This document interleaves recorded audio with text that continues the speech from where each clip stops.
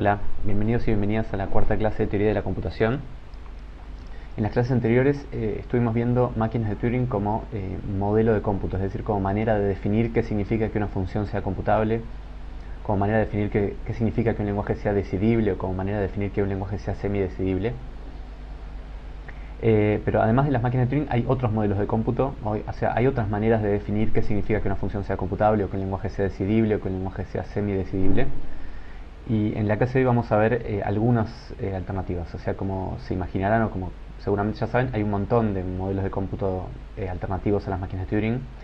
En general, cuando se habla de, por ejemplo, de que un lenguaje es Turing completo, que es una expresión que seguramente escucharon, eh, que un lenguaje sea Turing completo, un lenguaje ahora no me refiero a un lenguaje como conjunto de cadenas, sino como un lenguaje de programación, ¿no? Que un lenguaje sea Turing completo significa que eh, tiene la misma expresividad que las máquinas de Turing, o sea que captura la misma noción de función computable.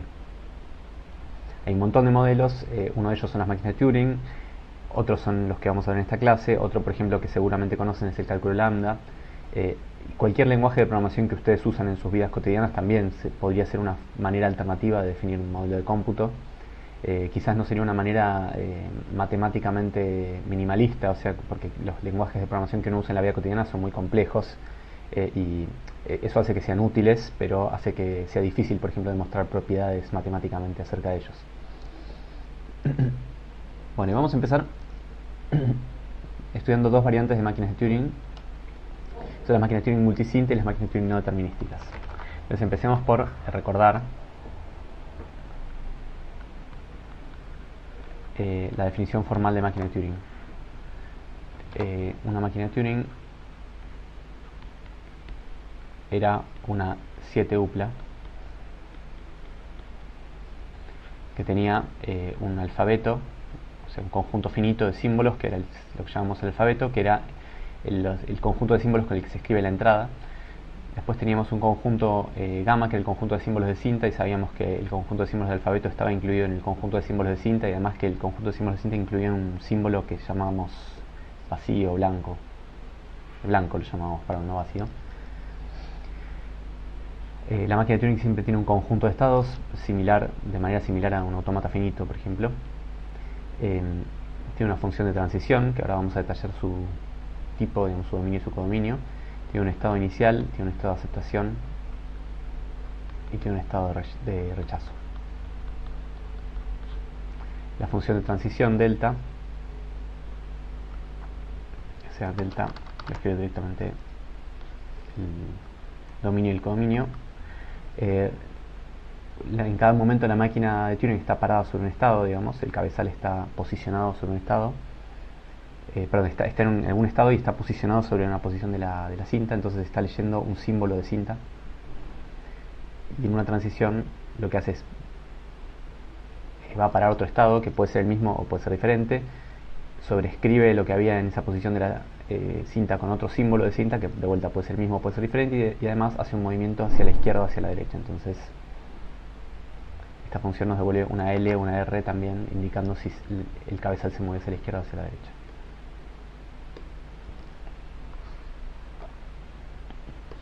Bueno, y usando esta definición formal, uno podía también definir formalmente qué significaba que una máquina de Turing reconozca un lenguaje, que era la terminología que usaba el libro de Zipser, y en la materia yo prefería usar la palabra semidecide. Una máquina de Turing semidecide un lenguaje cuando todas las cadenas del lenguaje son aceptadas por la máquina y las cadenas que no están en el lenguaje no son aceptadas.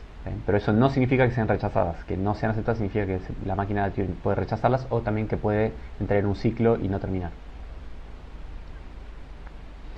Entonces eso era que una máquina de Turing semidecide un lenguaje, o con la terminología del libro, que reconozca un lenguaje.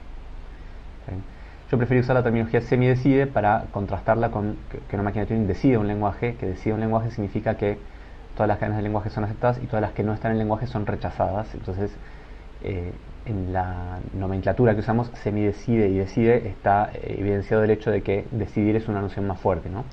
Porque si una máquina decide un lenguaje, también lo semidecide, pero no al revés. Bueno, esta es la noción de máquina de Turing usual, que podríamos llamar la máquina de Turing determinística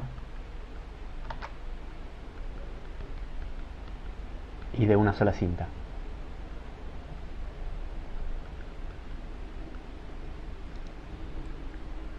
Bueno, vamos ahora a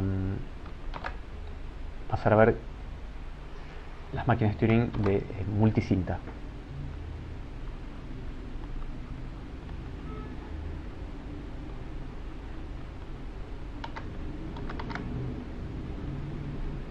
Turing multicinta.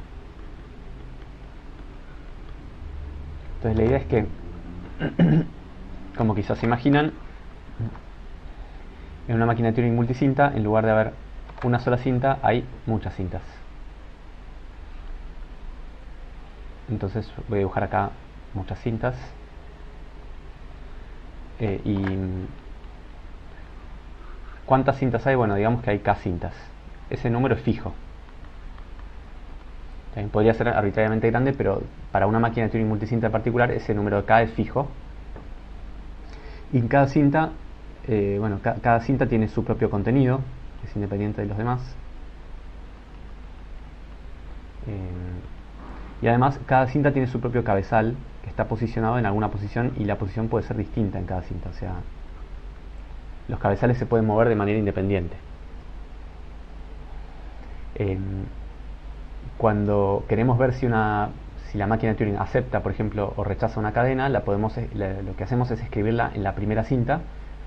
Todas las demás están completamente en blanco y ponemos a andar la máquina y igual que en el caso anterior, la máquina tiene un conjunto de estados y si en algún momento llega a un estado de aceptación, quiere decir que la cadena fue aceptada.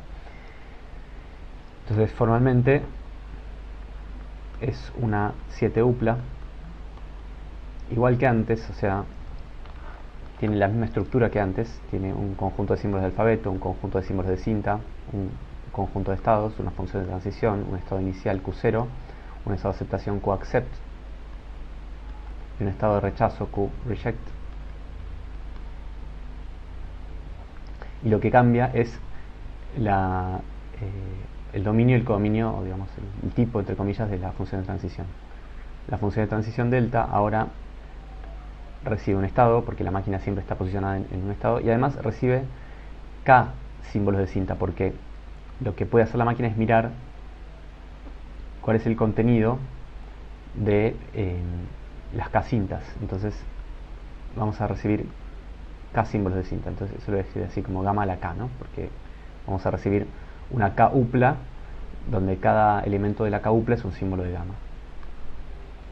Y lo que hace la cinta es posiblemente cambia de estado, o puede quedarse el mismo también, sobrescribe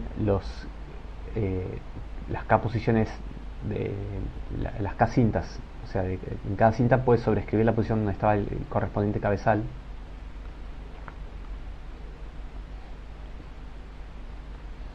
Y además, cada cabezal se puede mover hacia la izquierda o hacia la derecha. Y también digamos que puede quedarse quieto, como una opción más. Entonces, cada cabezal puede irse hacia la izquierda, L, hacia la derecha, L, o quedarse quieto, S, stay, por ejemplo. Y como cada cabezal puede hacer una de estas acciones, de vuelta vamos a necesitar una K upla de acciones, digamos, o de movimiento, de direcciones de movimiento. Entonces esto sería la diferencia entre una máquina de Turing multicinta y una máquina de Turing de una cinta. La máquina de Turing multicinta lee el contenido de las K cintas, dependiendo de donde esté cada uno de los cabezales en cada cinta, sobrescribe esos símbolos y además cada cabezal se puede mover independientemente de los demás hacia la izquierda o la derecha o quedarse quieto. Bueno, ahora, ustedes se imaginan que si yo tengo una máquina de Turing de una sola cinta, eso inmediatamente lo puedo entender como una máquina de Turing multicinta, donde k es igual a 1. Entonces, por lo menos intuitivamente, y va a ser algo obvio, digamos, si yo tenía una máquina de Turing que decidía un lenguaje o que semi-decidía un lenguaje, voy a poder construir una máquina de Turing multicinta que decide el mismo lenguaje. También eso va a ser obvio. Lo que no es tan obvio es cómo hacer al revés. O sea, supongamos que yo tengo una máquina de Turing multicinta que decide un lenguaje o que semi-decide un lenguaje. ¿Podría construir también una máquina de Turing de una sola cinta que decida o semi-decida ese lenguaje? Bueno, la respuesta es que sí. Entonces, vamos a hablar de semidecibilidad nada más por ahora. Entonces, lo que vamos a hacer es enunciar un teorema y no lo vamos a demostrar formalmente, vamos a comentar su demostración. El teorema es que si M es una máquina de Turing multicinta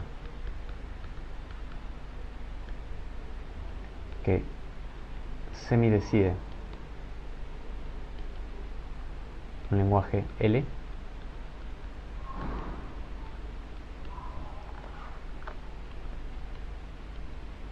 existe una máquina de Turing M' de una sola cinta que semidecide el mismo lenguaje.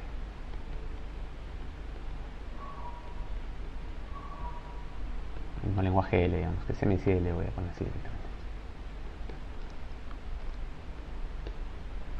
Es decir, que significaba que semidecide un lenguaje de vuelta significa que las palabras del lenguaje las acepta y las que no están en el lenguaje no las acepta, nada más que eso.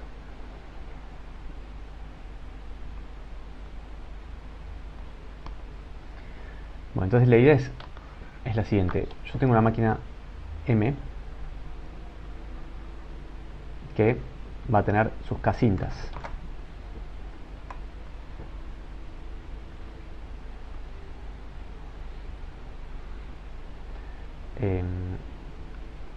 Supongamos que tuviera 3 cintas para ilustrar, digamos, porque de vuelta esta no lo vamos a demostrar formalmente, simplemente les voy a contar la idea.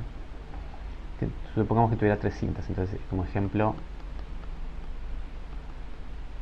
si K fuera igual a 3, acá voy a aclarar que esto no es la demostración, sino que es una idea, la idea de cómo uno podría demostrarlo. K es igual a 3 y tenemos un cabezal acá que está parado sobre la posición de la cinta, de la primera cinta, y hay símbolos escritos en la cinta. Por ejemplo, puede tener 0, 1, 1 y acá un 1 al lado.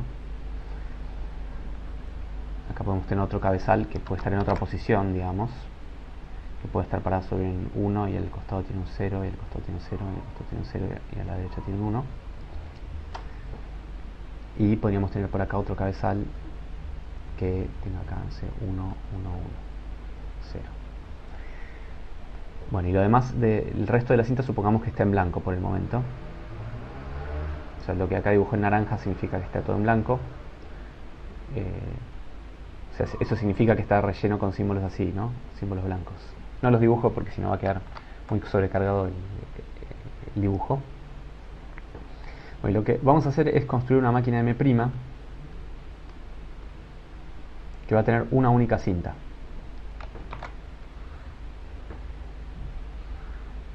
¿Y cómo va a ser esa única cinta? Bueno, esa única cinta va a tener el contenido de la primera cinta, que es 1, 0, 1, 1. ¿Sí? Esto en cada celda, digamos.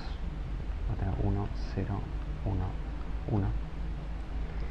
Después, antes de la primera cinta yo voy a poner un símbolo separador que lo voy a anotar como cardinal, que va a ser un símbolo nuevo. Va a ser un símbolo que no podía estar en el alfabeto anterior, está bien, para que no se confunda el símbolo separador con el contenido de las cintas anteriores. Eso es algo quizás obvio, pero lo aclaro. Vamos a tener acá otro separador y vamos a empezar a escribir el contenido de la segunda cinta, que es 0, 0, 0, 1, 1. Otro separador y el contenido de la tercera cinta, que es 1, 1, 1, 0. Y otro separador, y el resto de la cinta va a estar en blanco. Lo voy a poner así naranja de vuelta, como indicando que está en blanco. Ahora, entonces lo primero que ustedes pueden ver es que la información que había en las 3 cintas se puede concentrar en una sola cinta, y a partir de la información que hay en esta única cinta de acá, podemos recuperar la información que había en las cintas anteriores. Entonces, hasta ahora esto viene bien, digamos. Ahora, un segundo problema es que las máquinas, la máquina original tenía 3 cabezales, y en cambio la máquina nueva tiene un solo cabezal. El cabezal, no sé, por ejemplo, puede estar acá. El cabezal de la máquina, de esta máquina M'. Pero hay un solo cabezal, no hay 3. Entonces, ¿cómo vamos a hacer? Bueno, lo que vamos a hacer es marcar las posiciones donde está el cabezal en cada lugar. Por ejemplo, en la primera cinta el cabezal estaba parado sobre este 0 de acá, entonces vamos a poner un puntito abajo del 0. En la segunda cinta vamos a poner un puntito abajo de este 1, y en la tercera cinta vamos a poner un puntito abajo de este 1. Y esos puntitos representan la posición del cabezal en cada cinta. Entonces, ¿qué significa eso? Significa que en M el alfabeto era 0, 1. Y en cambio en M', si quieren escribamos los símbolos de cinta para que... En M el alfabeto de cinta, o sea, el conjunto de símbolos de cinta incluye al 0, al 1 y al blanco. Y en M', el alfabeto de símbolos de cinta, que lo voy a llamar gamma prima, va a incluir al 0, al 1, al blanco también, pero también va a incluir, bueno, el separador, que antes no estaba, y va a incluir al 0 marcado abajo y al 1 marcado abajo. Y este 0 marcado abajo y 1 marcado abajo representan, el 0 marcado abajo, por ejemplo, representa una posición donde hay un 0, pero además donde está posicionado el cabezal actualmente. Bueno, y ahora, ¿cómo hace la máquina M' para simular un paso de la máquina M? Porque supongamos que yo aplico un paso de transición en la máquina M. Ese paso de transición lo que hace es, bueno, puede modificar este símbolo de acá, puede modificar este símbolo de acá, puede modificar este símbolo de acá, y además puede mover este cabezal para allá, puede mover este cabezal para allá, puede mover este cabezal para allá. ¿Y de qué depende ese movimiento? Bueno, depende del estado en el que se encuentre la máquina, y depende también de cuáles sean los símbolos sobre los que está posicionado el cabezal en cada cinta. Entonces, lo primero que va a hacer esta máquina para simular un paso de la máquina M es irse todo hacia la izquierda hasta encontrar el primer cardinal y pararse sobre ese cardinal, y ahora empezar a irse hacia la derecha buscando los símbolos que están marcados, por ejemplo este 0, este 1 y este 1. Entonces la máquina va a, entre comillas, recordar cuáles son los símbolos que vio. ¿Cómo hace para recordar eso? Bueno, cambiando de estado. Y los estados son finitos, pero los estados finitos le alcanzan, digamos, para que la máquina pueda recordar o pueda mantener un registro de cuáles son los símbolos que vio, porque si hay K cintas y no sé si el alfabeto, si había, por ejemplo, 2 símbolos, 0 y 1, digamos, entonces en este caso había 3 cintas y 2 símbolos, podía estar en 8 estados posibles, ¿no? Que es un número finito. ¿Por qué 8? Porque bueno, podemos tener acá 0, 0, 0, o 0, 0, 1, o 0, 0, o 0, 1, 0, 0, 1, 1, o 1, 0, 0, o 1, 1, 1, que son las 8 posibilidades, ¿no?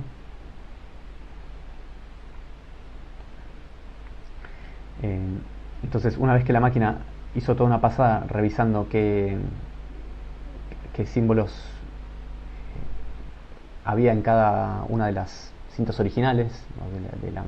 de la máquina que se está simulando, puede aplicar las transiciones. Entonces, para aplicar las transiciones, vuelve hacia el principio y busca el primer símbolo marcado y hace lo que corresponda de acuerdo con la tabla de transiciones de la máquina M original. Eso va a significar cambiar este 0 por otra cosa quizás y mover este puntito para la izquierda o para la derecha. Ahora, hay un detalle acá, que es que si en algún momento, supongamos que el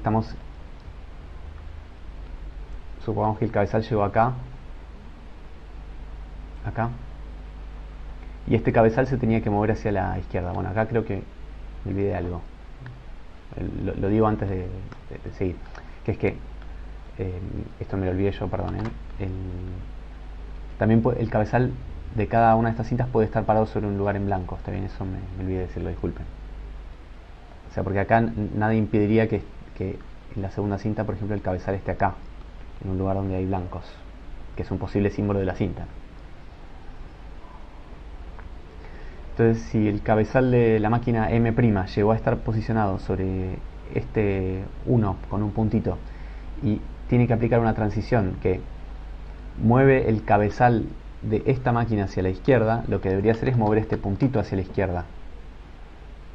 Este puntito de acá, este puntito que está acá, se debería mover hacia la izquierda. Pero eso nos dejaría un cardinal con un puntito, y eso no tendría sentido, porque lo que a mí me gustaría es poder mantener las tres cintas siempre separadas por cardinales. Entonces, en ese caso, lo que vamos a hacer es, vamos a, o sea, la máquina va a tener como una especie de pasada que va a servir para hacer lugar. ¿Qué significa hacer lugar? Bueno, significa que vamos a correr todo lo que había en la cinta un espacio hacia la derecha, o sea, vamos a correr este cardinal hacia la derecha. ¿Está bien? Este 0 lo vamos a correr hacia la derecha. El siguiente 1 lo vamos a correr hacia la derecha. El siguiente 1 lo vamos a correr también hacia la derecha. Y el siguiente 1 también lo vamos a correr hacia la derecha. Y ahí nos quedó el espacio en blanco que teníamos. ¿Está bien? Entonces, fíjense que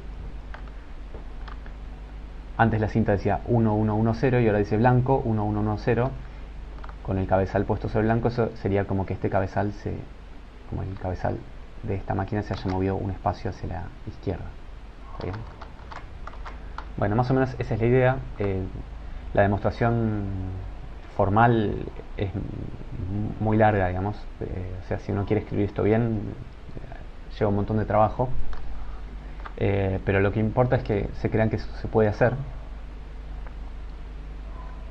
¿Y cuál es la moraleja o el corolario del teorema? La consecuencia del teorema es que las máquinas de Turing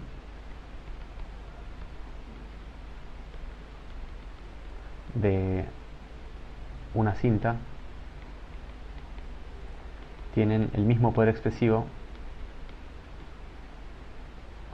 que las máquinas de Turing multicinta.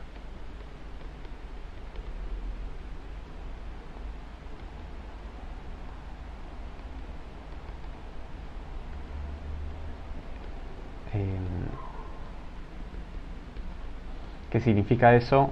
Bueno, significa lo que ya probamos arriba, pero digamos que tenga el mismo poder expresivo. Si quieren decir esto un poquito más formalmente, significa que los lenguajes que semideciden son los mismos, o sea que semideciden los mismos lenguajes.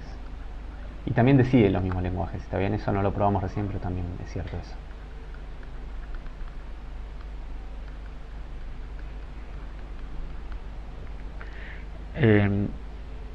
¿Y qué significa eso desde un punto de vista un poco más intuitivo? Significa que si a mí me dan una máquina de Turing de una sola cinta, me las puedo arreglar para hacer todo lo que hacían las máquinas de Turing de muchas cintas. Entonces, esto, bueno, quiere decir que lo que yo puedo computar con máquinas de Turing de una sola cinta es todo lo que también podría computar con máquinas de Turing de muchas cintas. O sea, si agrego más cintas, no estoy agregando funciones nuevas que puedo computar y que antes no podía computar. Las funciones que puedo computar son las mismas que antes. Esa es la idea.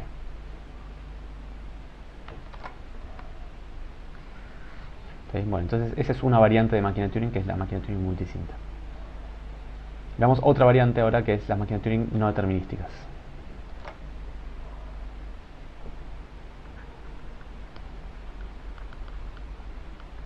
Esta variante es muy importante desde el punto de vista teórico, más que nada por el hecho de que hay problemas muy importantes que vamos a ver un poco más adelante en la materia, que tienen que ver con la relación entre lo que uno puede hacer de manera determinística y lo que uno puede hacer de manera no determinística. Pero eso ya lo vamos a ver. Quizás me adelanto brevemente, por lo menos para que sepan de qué estoy hablando. Seguramente escucharon hablar del problema de P igual a NP. Es una pregunta que por ahora, de la cual por ahora no se conoce la respuesta, digamos. No hay una demostración ni una refutación de esta pregunta, o esta equivalencia, que tiene que ver con la pregunta de si problemas que uno puede decidir en tiempo polinomial en una máquina de Turing determinística son los mismos que uno podría decir en una máquina de Turing no determinística. Pero eso más adelante lo vamos a ver. Por ahora empecemos por dar la definición de una máquina de Turing no determinística.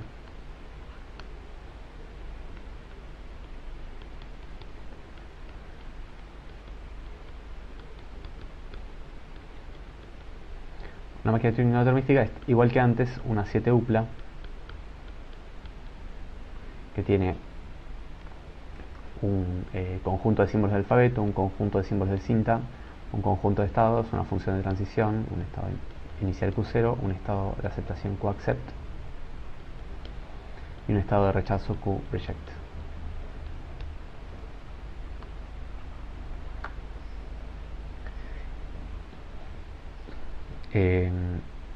Y de vuelta, lo que cambia, la estructura que uno tiene acá es la misma que la que teníamos ya en las máquinas de Turing. Lo que cambia es la función de transición delta.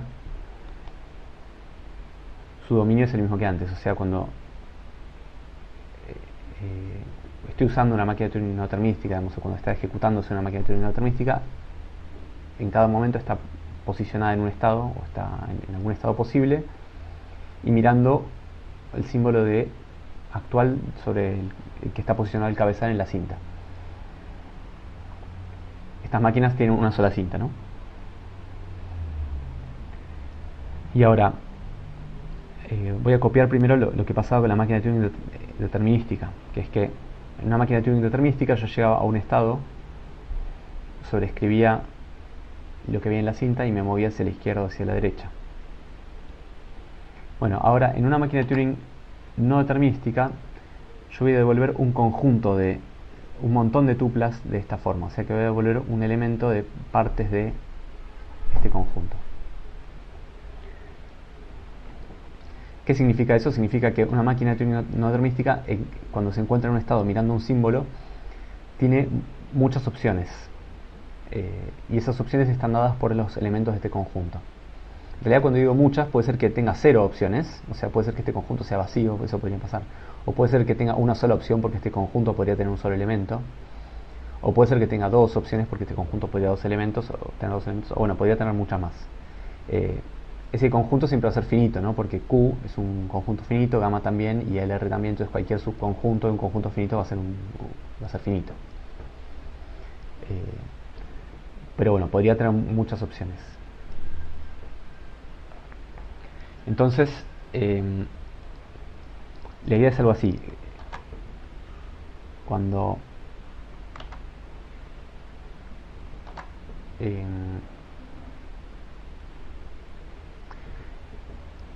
yo ejecuto una máquina de Turing no determinística, en cada momento el cabezal está posicionado sobre una posición de la cinta y además está en algún estado, digamos Q, no sé, algún estado Q. Podría ser Q0, no sé. Y si quieren la entrada empieza escrita acá en la cinta también, o sea la cadena de entrada W, ya vemosla. Bueno, pongamos Q0 porque cuando empieza la ejecución. Y ahora, en este estado y mirando el símbolo que hay en la cinta, hay varias opciones, entonces estas opciones las voy a dibujar así.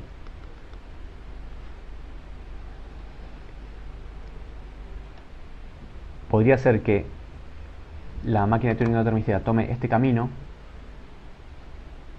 y, no sé, quizás el símbolo de la cinta lo sobreescribió con, no sé, con 1.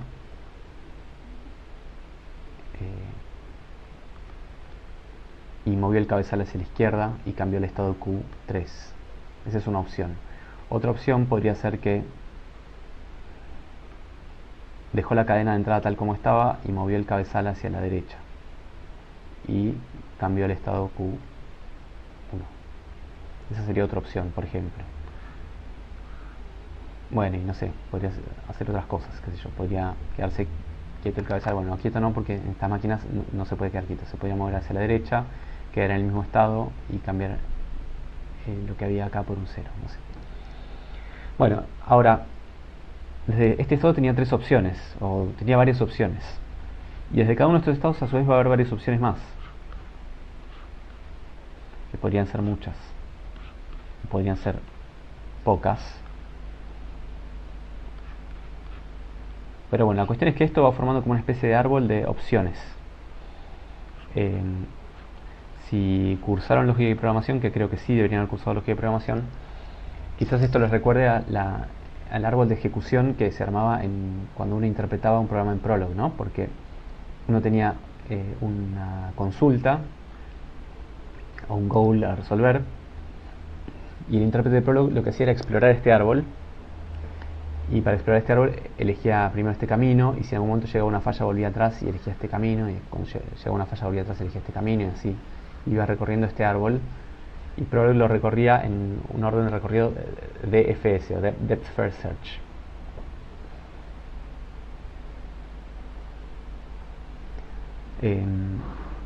Bueno, acá este árbol estos árboles podrían seguir, no sé, podrían ser infinitos en principio. Bueno, ¿y qué pasa? Podría ser que en un camino, por ejemplo, quizás podría ser que siguiendo este camino yo llegue a un estado de aceptación. Y podría ser que siguiendo otro camino quizás llegue a un estado de rechazo, ¿no? Eso podría pasar. Y podría ser que haya otros caminos que no terminen y que entren en un ciclo. Eso también podría pasar. Bueno, decimos que la máquina de Turing no determinística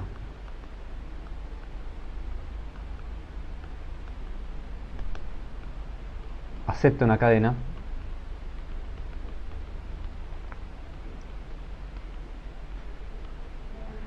y esto se parece un poco también a lo que pasaba con los autómatas finitos no determinísticos. Acepta una cadena si existe un camino en este árbol que llega a un estado de aceptación, al estado de aceptación coaccept.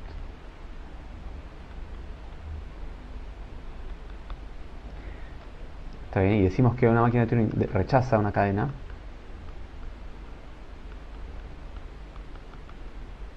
máquina de Turing no determinística rechaza una cadena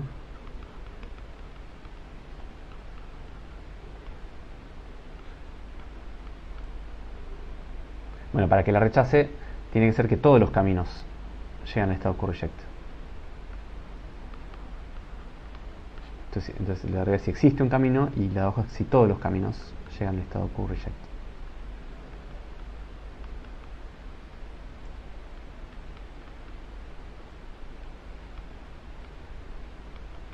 Entonces, por ejemplo, en este dibujo de acá arriba, es solo un dibujo, pero bueno, en este dibujo esta máquina estaría aceptando la cadena W porque hay un camino que lleva al estado QAccept. Y bueno, hay otro camino que llega al estado QReject, pero eso no importa porque basta con que exista uno para que la máquina lo acepte. En cambio, esta máquina no rechaza la cadena W porque si bien hay un camino que lleva al estado QReject, no todos los caminos llevan al estado QReject, entonces esta cadena no es rechazada, es aceptada y no rechazada. ¿Está bien? Bueno, y igual que lo hicimos para el caso de las máquinas de Turing, decimos que una máquina de Turing no determinística decide un lenguaje cuando acepta las cadenas del lenguaje y rechaza las que no están en el lenguaje. Y decimos que el lenguaje decimos que la máquina de Turing no determinística semidecide un lenguaje si acepta las cadenas que están en el lenguaje y no acepta las que no están en el lenguaje.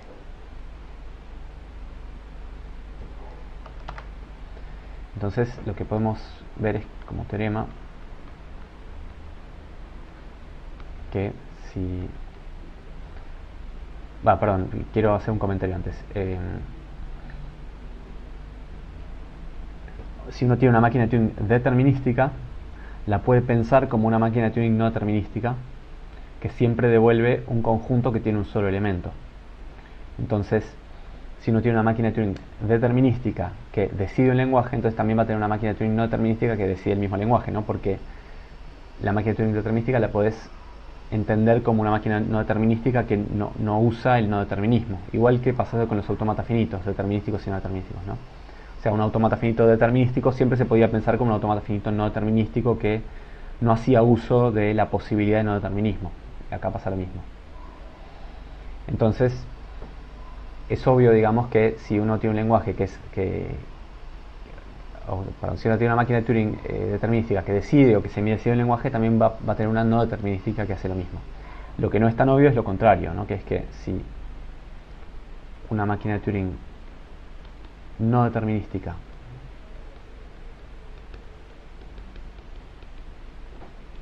M semidecide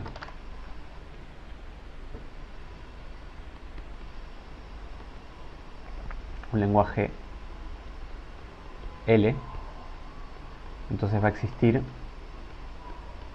una máquina de Turing determinística M' que semidecide también el mismo lenguaje, que semidecide L.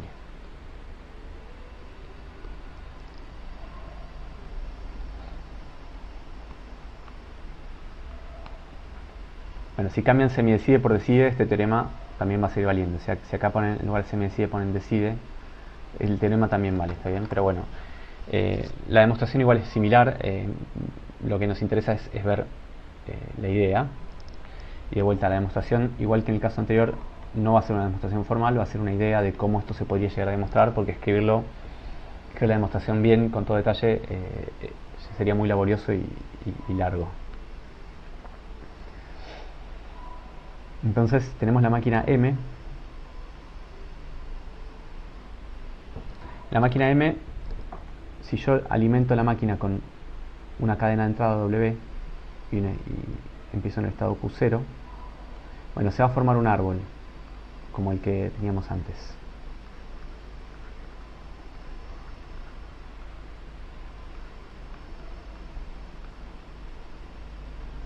Vamos a dibujarlo.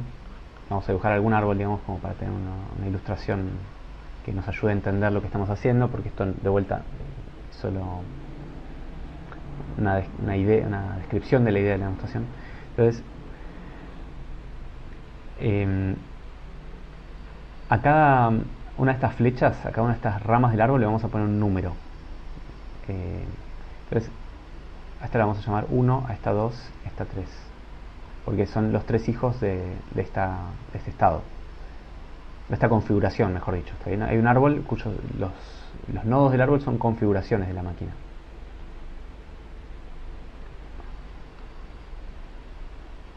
Cabezal está por acá, no sé. Bueno, ahora a esta configuración de acá tiene dos hijos que los voy a llamar 1 y 2. Y esta configuración de acá tiene tres hijos que los voy a llamar 1, 2 y 3. Y esta configuración de acá tiene un hijo que le voy a llamar 1, esta tiene 2 que se lo voy a llamar 1 y 2, y así. 1, 2, 3, 4. Esta tiene 2 que le voy a llamar 1 y 2, y así. Entonces fíjense que una configuración cualquiera se puede identificar por las etiquetas que llevan a esa configuración. Por ejemplo, esta configuración de acá se puede identificar por el camino 2, 2, 1.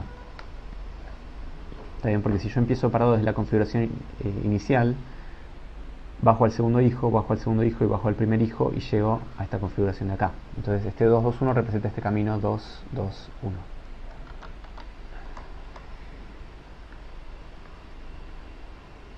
Tengan eso en mente.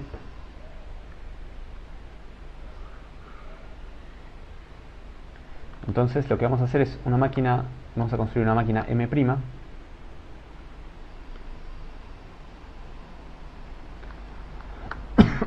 ¿Está bien? Y le voy a poner tres cintas a esta máquina. ¿Qué pasó? Yo acá arriba dije que existía una máquina de Turing determinística, M', de una sola cinta que me decía el lenguaje. Bueno, pero hace un rato vimos ya un teorema que dice que si uno tiene una máquina multicinta que decide un lenguaje, entonces va a tener una máquina de una sola cinta que decide un lenguaje, ¿no? Entonces acá yo voy a trabajar con muchas cintas. Total, ya vimos que la máquina que tiene muchas cintas se puede simular con una que tiene una sola cinta. Esta máquina va a tener tres cintas. Va a tener una primera cinta que tiene la palabra de entrada, que es esta que estaba acá. Tiene la palabra W. Y después de eso, bueno, sigue vacía la cinta, está bien. Todo el resto de la cinta está vacío.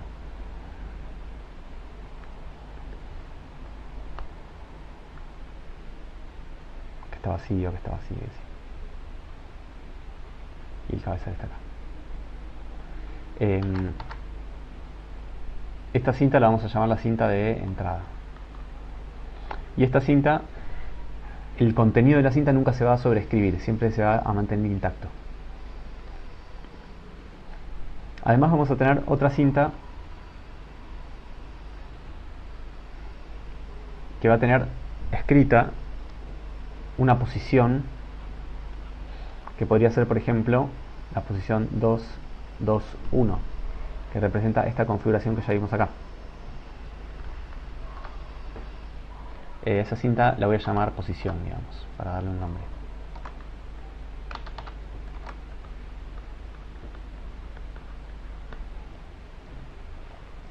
Y después vamos a tener una cinta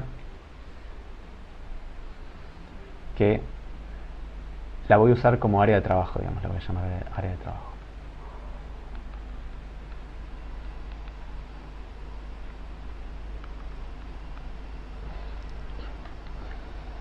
Entonces, la idea es la siguiente.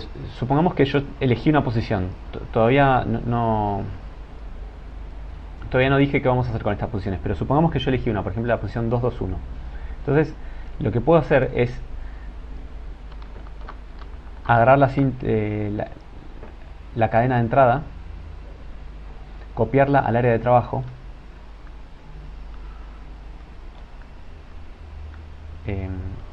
copio la cadena de entrada al área de trabajo,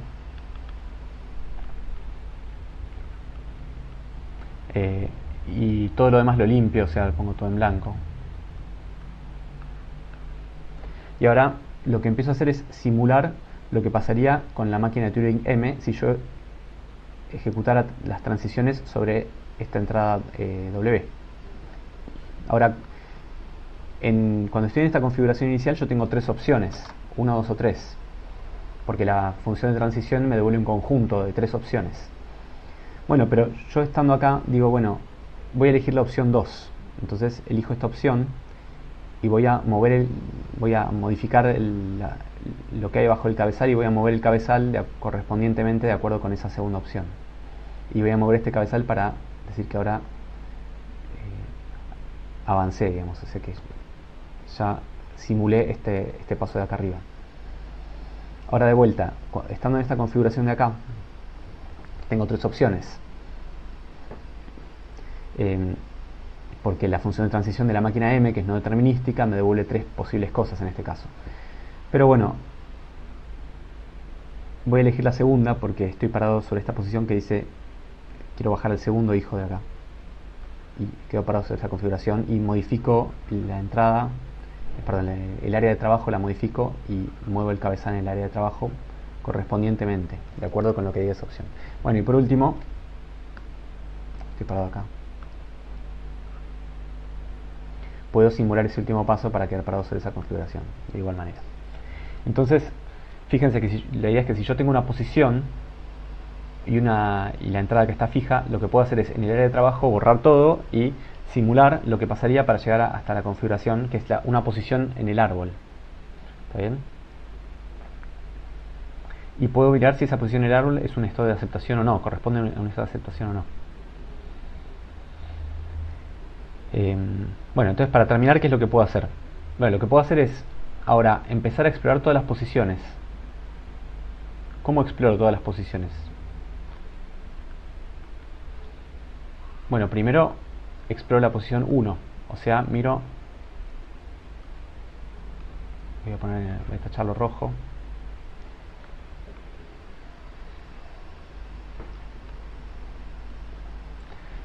O sea, primero miro la posición 1. ¿Qué significa eso? Significa que simulo todo el trabajo correspondiente o necesario para poder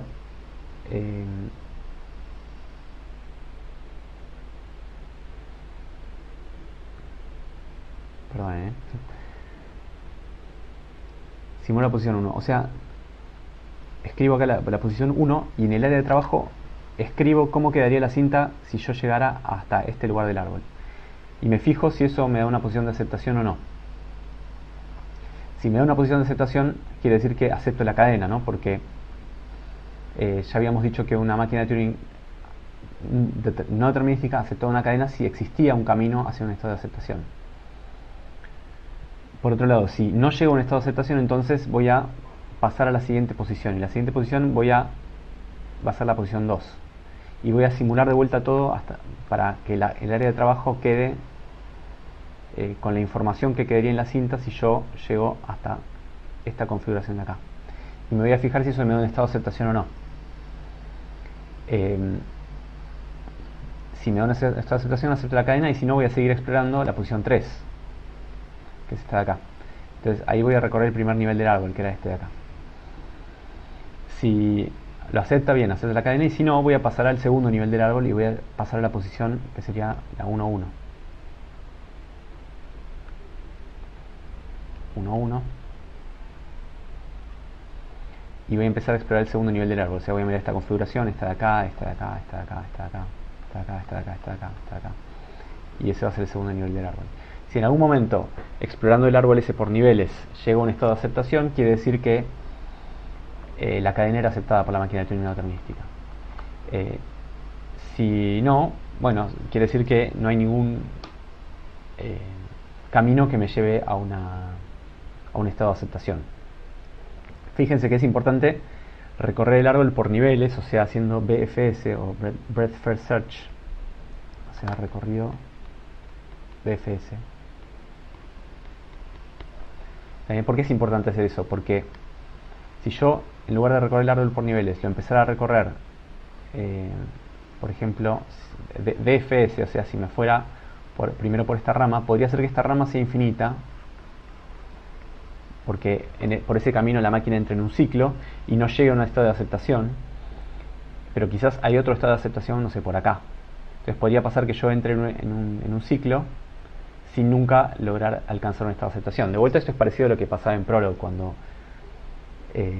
uno tenía un camino en el árbol de consultas de Prolog que nunca llegaba a aceptar la consulta o a darme una respuesta, pero sin embargo había otro camino que quedaba como escondido y que Prolog nunca alcanzaba porque Prolog usaba la estrategia de evaluación DFS, digamos, o recorría ese árbol de manera DFS. ¿Está bien? Bueno, entonces esta segunda, de vuelta, esto es una idea informal que justifica por qué es verdad que una máquina de tuning no determinística se podría simular con una máquina de tuning determinística. Insisto con que escribir la demostración de esto formalmente y bien llevaría mucho tiempo y sería muy largo, y por lo menos en el contexto de esta materia no valdría la pena, pero lo que sí me importa es que entiendan la idea de que con una máquina de tuning determinística me las puedo arreglar para simular una máquina de tuning no determinística. Entonces, como corolario, llegamos a la conclusión o consecuencia de lo anterior, es que las máquinas de Turing determinísticas tienen el mismo poder expresivo que las máquinas de Turing no determinísticas.